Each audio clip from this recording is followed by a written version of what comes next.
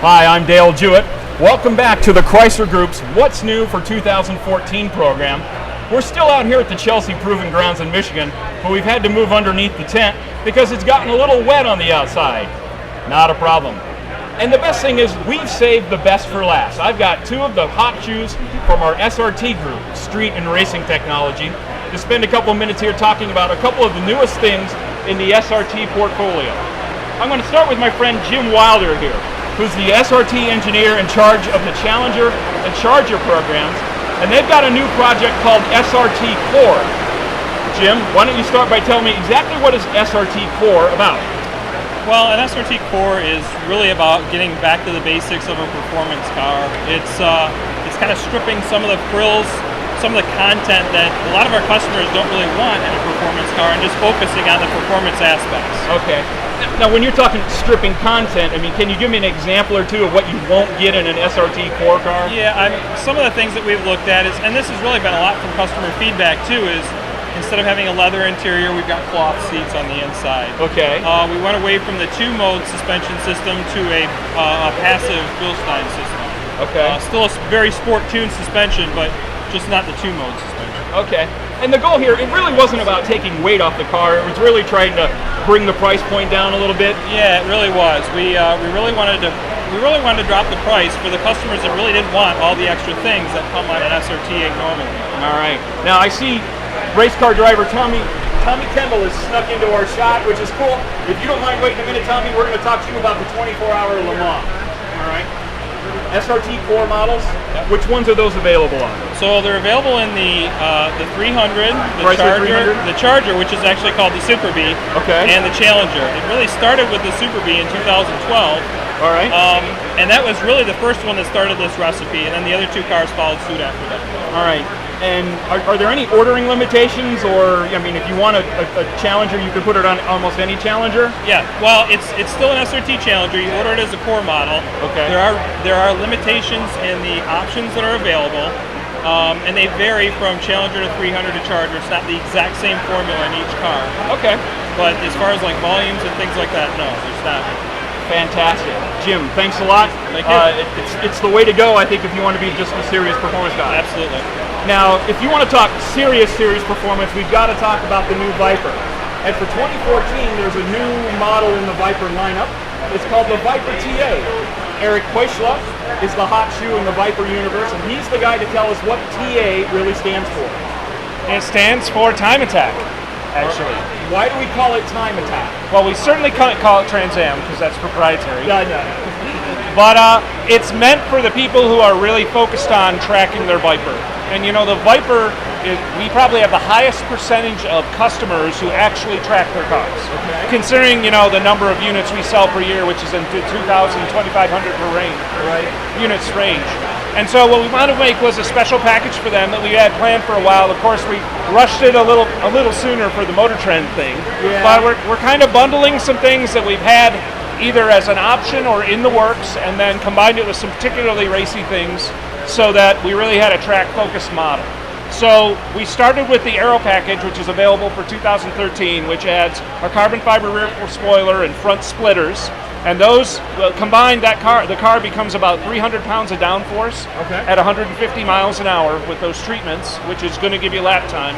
And you know, our top speed drops from 206 to 191, 192, but I think that's probably still fast enough. Right. Well, and top speed's not everything on a track, on a road course. You need 5 miles to hit top speed in a Viper, so you'll never get there short of a runway. Okay. And we have the carbon fiber rear applique, which is just a nice piece that comes from our carbon fiber exterior appearance package.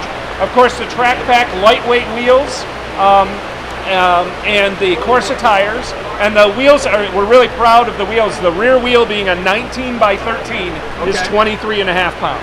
That's amazing. And for a production wheel, it's not going to bend like a lot of lightweight racing wheels. You know, it's still strong enough for a street car. Right. We have the carbon fiber X-Brace, which takes weight out of the car from Mopar, which is available as Mopar, coming from the factory. We of course put stickers on instead of emblems to save weight, which is just one of those fun things to do. And a true racing alignment where we have 2.5 degrees of negative camber on the front, more than 1.5 degree negative camber on the rear. So it's going to optimize the contact patch, give you a little more speed, but especially improve the tire wear when running on the track. All right. Now we're calling this the time attack. Do you not want to drive this car on the street? Well, we've retuned the shocks as well. We've increased the spring rates and we've increased the sway bar rates on the car, but I still think the car is completely streetable.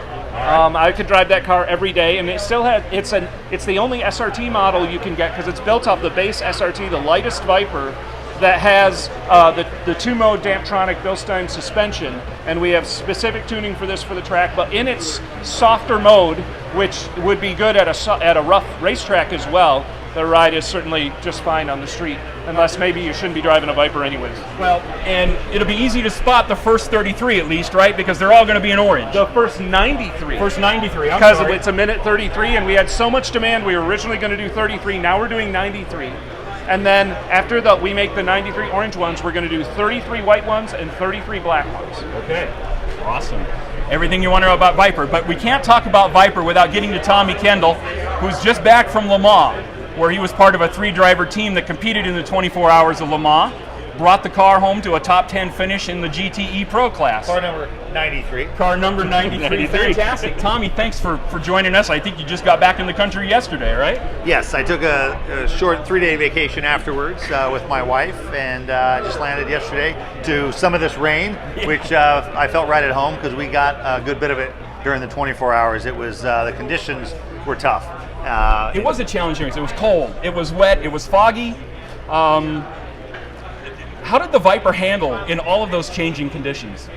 Well, I mean, I was hoping to hear veterans say, wow, that was a tough one. Because if they said, oh, that's just kind of a regular 24-hour race, I would have been overwhelmed. Yeah. But some guys that have been there a lot said those are the toughest conditions. And the hard part is when it's wet, and when it starts to go wet, you see rain on the windshield, and you're going, top speed 5 different places there. And, it's not exactly comforting on slick tires be barreling into Indianapolis and with rain on the windshield. And the hairiest part about it is, even when it's raining, you still have full grip for a little while, right, until you don't.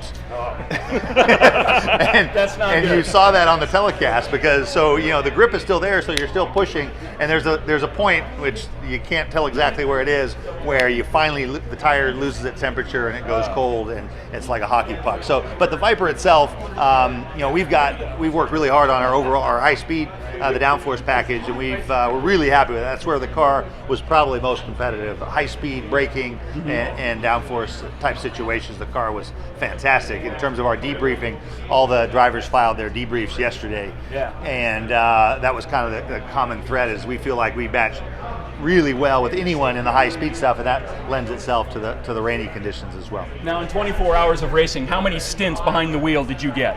I did 3 stints. I did a double, and then what was amounted to about a triple. There was a lot of safety car. We had the tragedy on the 4th lap where Alan Simonson was killed, which added a whole nother dimension. It's part of our sport, but that place is intense to begin with, and to have that and then go into these crazy rain conditions. So, but my point being, that was not the only accident. We had a lot of guardrail repair, and so I was, my middle stint was close to 3 hours. A good bit of that was behind the safety car. Kuno Whitmer, my teammate, it's like he was so excited to be there. They just kept putting him in, and he tripled almost every time in the car. And he drove something like, I think, close to 11 hours, Kuno did. Wow, that's amazing. And the way it cycled, he started and he also did the last stint. Instead of doing singles at the end, he said, I'll just take the last 3. And so, but I guess probably about 7 hours. All right.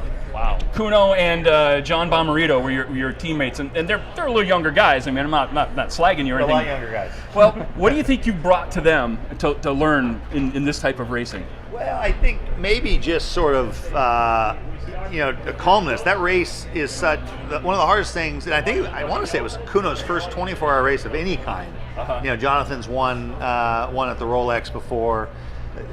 It's hard to force yourself to get rest and so forth, and then by the time you realize you should have been, it's too late. And so, when the race is going on, to take yourself away from the pit lane and not watch the monitors, go get something to eat, get some hydration, get the physios working on you, and try to get some sleep. Yeah. If you don't really make a concerted effort to do that, you're not going to. And then, 10, 11 in the morning, you're spent. It's kind of like when you realize you're dehydrated, it's too late. Same thing on the sleep side of things. So I think just sort of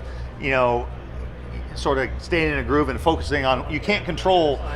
That's somebody else's job to worry about the traffic, somebody else's job to worry about the strategy, somebody else's job to worry about whether it's going to break. It's going to break or not, whether you're in the car or you're asleep. And so that was one thing that I think I perhaps brought. Would you do it again next year, Tommy? Oh, absolutely. The hard part is we've learned, and we came back with a whole list of things we can improve upon. I want to be there when we get on the podium, so I will definitely be back next year. Fantastic. We look forward to it. Now, before we go, the people who've been watching our live stream, we've gotten a question off the internet. Oh, really? Yeah, and Jim and Eric, you guys this is the right question, and the people on the web want to know, will there be an SRT4 version of the Dart? I don't think PR lets us comment on future product, unfortunately. These guys are like CIA. I know. You don't have a very good poker face, though. Sounds like a good idea. Sounds like a great idea. Sounds like a great idea. All right, fantastic. Guys, thank you so much for taking some time to talk to us about the fun part of the Chrysler Group, which is the SRT Street and Racing Technology. And this is our last broadcast from the What's New 2014 program here at the Chrysler Group Proving Grounds out in Chelsea, Michigan. I'm Dale Jewett. Thanks a lot for joining us, and we'll see you again real soon.